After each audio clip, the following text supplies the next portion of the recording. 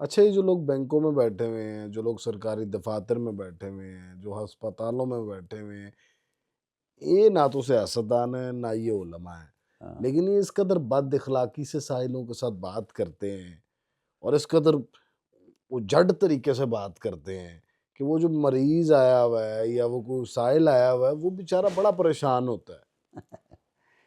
حضرت عمر رضی اللہ تعالیٰ عنہ کے زمانے میں اچھا۔ ایک گورنر نے اپنے دروازے کے سامنے پردہ لٹکا دیا، تو جناب کو پتہ چلا تو آپ نے طلب کیا گورنر کو، خدا کی مخلوق، رسول کی امت اور تیرے درمیان پردہ ہو، تو گورنری کے اہل ہی نہیں، جاؤ اپنی بھیڑ بکری چراؤ۔ یہ نظام الہی ہے۔ اب تو پروٹوکول جو ہے نا، ٹائٹل جو ہے، اب ساری انتظامی ہماری پروٹوکول کے ہتھے چڑھی ہوئی ہے، ایک ایک منسٹر کے ساتھ کیا کیا ہوتا ہے، کیا کیا پروٹوکول ہوتے ہیں۔ ہاں جی، کوئی امیر آدمی کسی بھی محکمے میں چلے جائے اس کا پروٹوکول اور ایک مجھے عام آدمی کا میں عرض پروٹوکول کرتا فرق ہے ہوں، اس میں۔ مجھے ایک فورم پر سوال ہوا کہ آپ جو الہی نظام کی بات کر رہے ہیں، سب سے پہلے آپ معیشت کے بارے میں کیا کہنا چاہتے ہیں؟ میں نے کہا کہ قدرت نے صرف جو رسالت اور الوہیت کا اعلان کیا ہے نا، اس کے بعد نظام نافذ نہیں فرمایا اس وقت۔ پہلے اللہ نے روٹی کا انتظام کیا، وجعلنا لکم فیہا معایش۔ اب معیشت کیوں تنگ ہے؟ قرآن نے یہ اس کا بھی دے دیا، ومن اعرض عن ذکری فإن له معیشۃ ضنکا ونحشرہ یوم القیامۃ اعمی۔ جس نے ہماری یاد سے، ہمارے نظام سے منہ پھیرا، ہم اس کی روزی تنگ کر دیں گے۔ لیکن روزی تو غریب آدمی کی تنگ ہوتی نہ، ہے۔ میں عرض کرتا ہوں غریب آدمی کی نہیں تنگ کی، غریب زندہ ہے نا، وہ اپنے ایمان اور غیرت کی عظمت میں زندہ ہے اور ان سے ہزاروں مرتبہ پرسکون ہے۔ ہوں۔ یہ عیشائی محلات میں بھی بے سکون ہے۔ اصل واہ۔ دولت تو سکون قلب کی ہے۔ وہ سوکھی روٹی کھا کے کہتا ہے الحمدللہ۔ اور حضور صلی اللہ علیہ وسلم کی ہے، میں ایک اعجاز بتاتا ہوں۔ حضرت موسیٰ علیہ السلام کو اللہ نے حکم دیا کہ جہاد کرو، وہ جہاد کرتے کرتے ایک علاقے میں آئے، وہاں ان کی فوجوں کو آگے بڑھنے سے روک دیا گیا۔ وہاں علاقے میں تھے حضرت معد بن عدنان، جو حضور کی آبائی خاندان میں تھے حضرت اسماعیل کی اولاد بالکل میں سے، بالکل بالکل بات۔ معد بن عدنان۔ انہوں نے روک دیا ان کی پیش قدمی، تو بڑے سارا نقصان بھی ہوا، فوجی بھی مارے گئے۔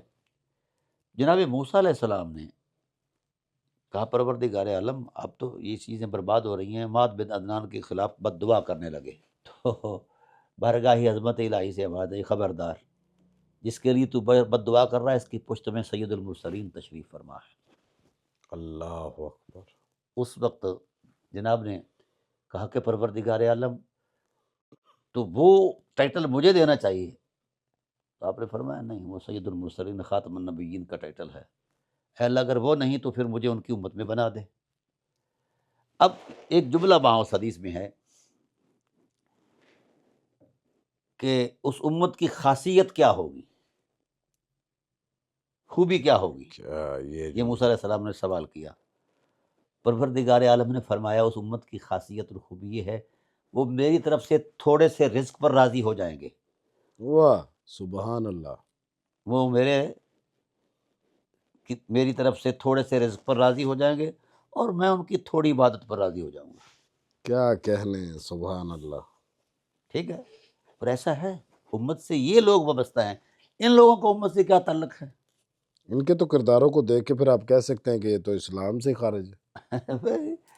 وہ بھائی تبھی تو ان کے اندر رحم نہیں ہے۔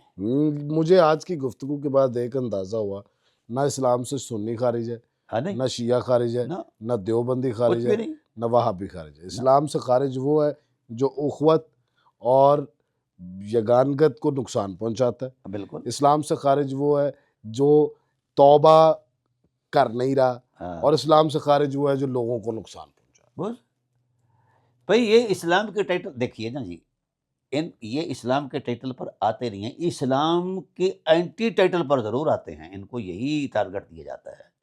شدید بارشوں کی وجہ سے خیمہ علی اکبر شہید ہو گیا تھا۔ یہ نقوی البخاری سادات کا 700 سالہ پرانا مرکز मजहबी यगानगत का खूबसूरत गहवारा है। अब इसी मुकाम पर इमाम बारगाह ख़ाइम अली अकबर अलैहिस्सलाम की बुनियाद रख दी गई है। इसकी बुनियाद कुशाई सैयद आगा लाल बादशाह और मशहूर सहाफ़ी अयाज अमीर साहब ने रखी है और इसका डिज़ाइन कराची से सैयद अली तुराब जाफरी साहब ने बनाया है।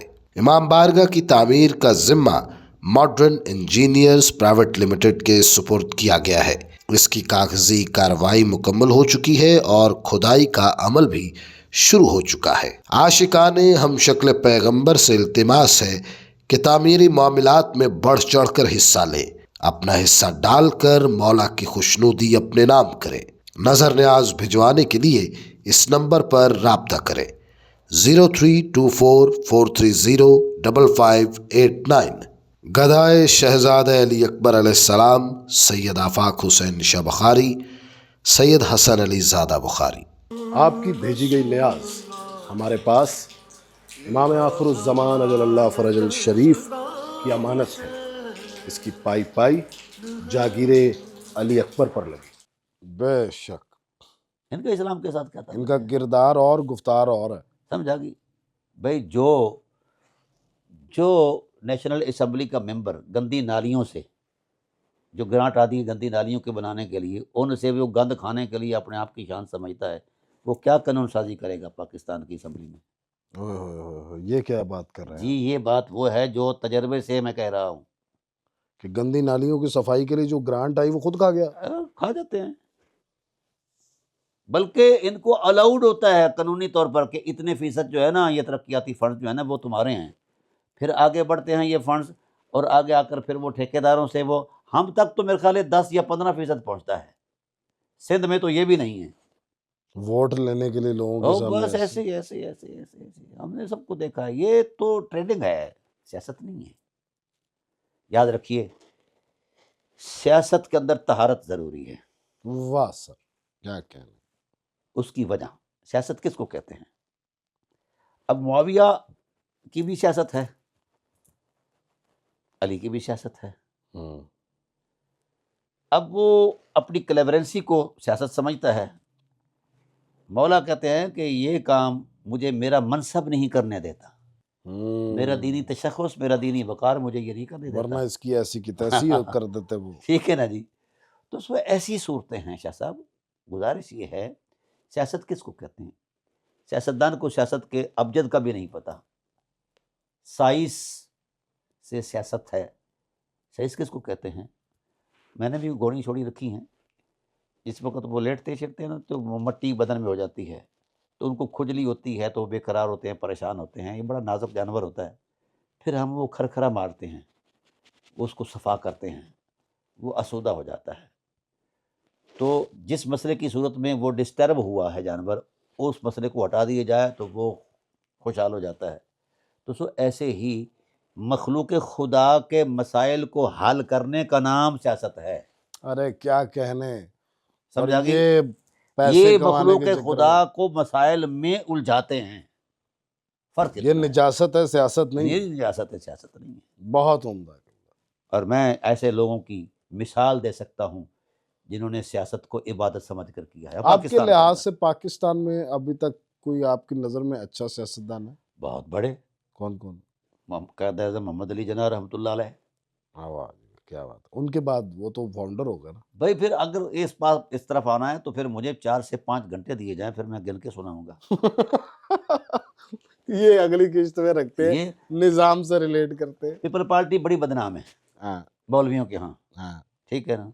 मौलवियों से मैं चैलेंज करता हूँ, मेराज खालिद जैसा को बंदा पेश कर दे अपने से। मेराज खालिद। हाँ जैसा ना, मंजूर मोहल जैसा को पेश कर दे मौलवी, ये फजलुर रहमान पेश कर दे, कोई नहीं कर सकता। फजलुर रहमान साहब के बारे में क्या रहा है?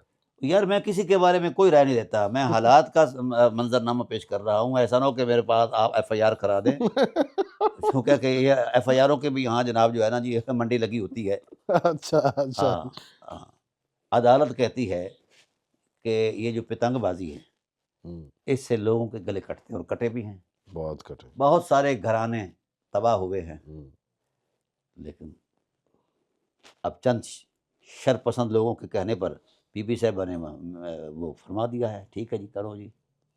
اب کیا کر یعنی کیا کرو جی، اب وہ ڈنڈا سا لگا لو آگے. ایسے ہی ہے. بھائی ڈور کسی کی سکی ڈنڈے کو عبور کر سکتی ہے نا وہ. جی